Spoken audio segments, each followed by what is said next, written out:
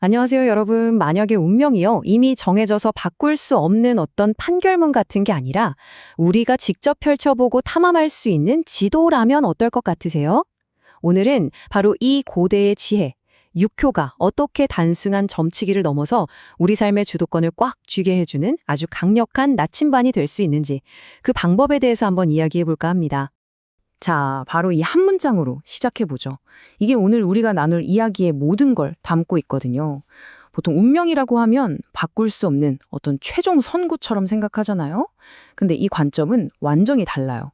운명을 우리가 직접 탐험하고 가장 좋은 길을 선택할 수 있는 아주 상세한 지도로 보는 겁니다. 운명을 이렇게 지도로 보게 된 생각의 전환, 이게 사실은요, 한 사람의 굉장히 고통스럽고 또 절박했던 개인적인 경험에서부터 시작됐습니다. 모든 것의 출발점이 된 그 이야기 속으로 한번 들어가 볼게요. 때는 2004년 1월이었어요. 저자는 아버지 건강에 아주 위험한 신호가 있다는 그런 좀 암울한 경고를 듣게 됩니다. 그런데 불과 6개월 뒤인 7월에 아버지가 정말로 위암 진단을 받으시고 위의 70%를 잘라내는 엄청난 대수술을 겪으셔야만 했죠. 그 경고가 눈앞에서 현실이 되는 걸 보면서 정말 말할 수 없는 무력감에 휩싸일 수밖에 없었던 거예요.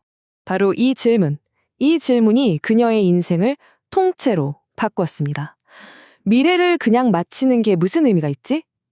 다가올 위험을 미리 알았다면 그걸 막을 수는 없었던 걸까? 이 간절한 의문이 그녀를 운명학, 그중에서도 특히 육효의 세계로 깊숙이 이끌게 된 겁니다. 이 질문을 가슴에 품고 저자는 운명을 완전히 새로운 눈으로 보게 됩니다. 과연 운명은 우리가 거스를 수 없는 판결일까? 아니면 우리가 읽고 적극적으로 활용할 수 있는 지도일까? 이게 바로 단순한 점술에서 삶을 항해하는 기술로 넘어가는 아주 중요한 전환점이 되는 거죠. 자, 이 두 그림을 보면 그 차이가 확 느껴지실 거예요. 왼쪽처럼 운명을 판결문이라고 생각하면 우리는 그냥 수동적으로 결과를 기다리는 수밖에 없어요. 하지만 오른쪽처럼 운명을 지형도라고 생각하는 순간 우리는 능동적인 항해사가 되는 겁니다. 어디에 위험이 있고 어디에 기회가 있는지 꼼꼼히 살피고 가장 좋은 길을 내가 직접 선택해서 나아가는 거죠. 좋아요. 그럼 이 인생이라는 거대한 지도를 대체 어떻게 읽어야 할까요? 그 핵심 도구가 바로 나침판 아니겠어요? 주역이라는 큰 원리에서 나온 아주 실용적인 도구인 육효가 바로 그 나침반 역할을 해주는 겁니다. 지금 내가 어디에 서 있는지, 그리고 어느 방향으로 가야 유리한지 이걸 정확하게 알려주는 거죠. 자, 그럼 이 강력한 나침반, 육효를 실제로 어떻게 쓰는지 그 핵심 원리를 한번 들여다보겠습니다. 무려 3,000년이나 된 지혜인데 그 방법은 놀라울 만큼 명쾌하고 또 실용적입니다. 그 핵심 원리가 바로 왕상휴수라는 겁니다. 용어가 조금 낯설게 들릴 순 있지만 개념은 아주 간단해요. 비유하자면 내가 하려는 일이 지금 순풍을 만났는지 이걸 왕상이라고 하고요. 아니면 역풍을 맞고 있는지 이걸 휴수사라고 하는데 바로 이 바람의 방향을 판단하는 거예요. 이 기세가 결국 결과의 성패를 가르는 가장 결정적인 나침반 바늘인 셈이죠. 여기서 진짜 재밌는 게 뭔지 아세요? 이 왕상휴수의 힘이 괴 전체가 가진 좋은 의미나 나쁜 의미보다 훨씬 더 강력하다는 거예요. 그러니까 예를 들어서 전반적인 상황이 아주 안 좋은 흉한 괴가 나왔다고 쳐도 핵심 기운이 왕상, 즉 순풍을 타고 힘이 넘치면 결국 그 일은 성공할 수 있다는 뜻입니다. 신기하죠? 그리고 이 책이 정말 실용적인 게 뭐냐면요. 이렇게 복잡한 분석 결과를 누구나 딱 보면 알 수 있게 아주 직관적인 시스템을 만들어놨다는 거예요.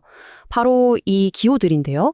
점괘를 뜩 뽑고 아까 말한 왕상효 수사를 따져본 다음에 결과를 이 5가지 기호 중에 하나로 바로 보여주는 거죠. 어때요?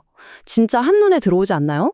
자, 이제 이론적인 이야기는 그만하고 이 지도랑 나침반을 가지고 어떻게 내 삶의 항해를 직접 이끌어 나갈 수 있는지 그 구체적인 3단계 실행법을 한번 알아보겠습니다. 이게 바로 개운, 그러니까 운명을 개선하는 3단계 프로세스입니다.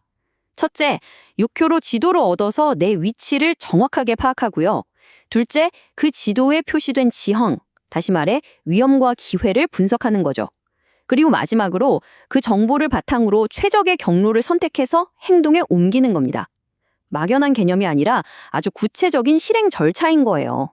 실제 사례를 들어보면 이게 얼마나 강력한지 더 와닿으실 겁니다. 이 방법을 써서 어마어마한 재정적 손실을 막았던 한 수입업자의 이야기가 있어요. 어떤 수입업자가 중국이랑 아주 큰 거래를 앞두고 6호점을 쳐봤대요. 근데 결과가 길이 막혔다는 경고가 나온 거예요. 너무 이상해서 자세히 알아보니까 자기도 모르는 사이에 새로운 규정이 생겨서 만약에 물건을 그대로 보냈다면 전량 폐기 처분될 뻔한 아찔한 상황이었던 거죠. 6호의 경고 덕분에 전 재산을 잃을 뻔한 위기를 피할 수 있었던 겁니다. 자, 이제 다시 모든 이야기의 시작점으로 돌아가 보죠. 저자를 이 길로 이끌었던 아버지의 건강. 과연 어떻게 되었을까요? 올해 저자의 아버지 연세가 88, 88세이십니다. 대대로 단명하는 집안 내력이 있었는데도 불구하고 이제는 족보상 가장 장수한 어른이 되셨다고 해요. 지난 20년 동안 저자는 바로 이 6호의 지혜를 나침판으로 삼아서 아버지의 건강이라는 항해를 적극적으로 아주 지혜롭게 이끌어온 거죠. 무력하게 지켜만 보던 과거와는 완전히 다른 스스로 만들어낸 결과입니다. 여기서 우리가 꼭 기억해야 할 게 있어요. 개운이라는 건 어떤 신비로운 마법이 아니라는 겁니다. 위험 신호를 미리 읽고 기회의 타이밍을 포착해서 그에 맞춰 가장 지혜로운 선택을 하는 행동. 바로 그 행동의 힘인 거죠. 이 3000년의 지혜를 통해서 우리는 세 가지 아주 강력한 힘을 얻을 수 있습니다. 첫째는 단순히 결과를 맞히는 걸 넘어서서 변수까지 읽어내는 예측력이고요. 둘째는 언제 나아가고 언제 물러서야 할지를 아는 타이밍을 읽는 능력. 그리고 마지막으로 괴라는 거울을 통해서 나 자신을 냉철하게 돌아보는 자기 객관화 능력입니다. 운명은 이미 정해진 판결문이 아닙니다. 바로 여러분 손에 들려있는 한 권의 지도예요.